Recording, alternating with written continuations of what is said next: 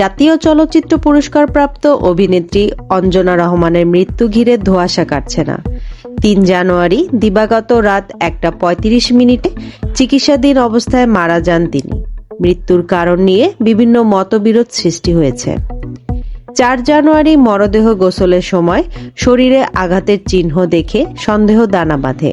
অভিযোগ ওঠে, পালিত ছেলে নিশাদমণি অঞ্জনার উপর নির্যাতন চালিয়েছেন। শিল্পী সমিতি বিষয়টি গুরুত্বের সঙ্গে আমলে নিয়েছে। 12 জানুয়ারি শিল্পী সমিতিতে অঞ্জনার বোন রঞ্জনা অভিযোগ করেন, মৃত্যুর পেছনে অবহেলা ও সম্পত্তি সংক্রান্ত রহস্য জড়িত।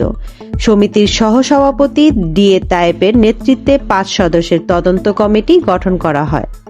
ডিএ তায়েব জানান, অভিযোগের ভিত্তিতে নিশাদমণি, জামাই রিপন এবং ড্রাইভারকে 3 দিনের আলটিমেটাম দেওয়া হয়েছে। এ সময়ের মধ্যে সম্পত্তির হিসাব ও প্রয়োজনীয় তথ্য জমা দিতে বলা হয়েছে। এ বিষয়ে নিশাদমণি জানান, তিনি নির্ধারিত সময়ের মধ্যেই প্রমাণসহ সমস্ত তথ্য উপস্থাপন করবেন। অপরাধ প্রমাণিত হলে আইন অনুযায়ী শাস্তি মেনে নেবেন। উল্লেখ্য, অঞ্জনা রহমান 22 ডিসেম্বর অসুস্থ হয়ে হাসপাতালে ভর্তি হন। রক্তের সংক্রমণ ধরা পড়ার পর অবস্থার অবনতি হলে 1 জানুয়ারি লাইফ সাপোর্টে নেওয়া হয়। 3 জানুয়ারি রাতে তিনি মৃত্যুবরণ করেন। এখন দেখার বিষয়, তদন্ত শেষে এই মৃত্যুর আসল রহস্য উদ্ঘাটন হয় কিনা।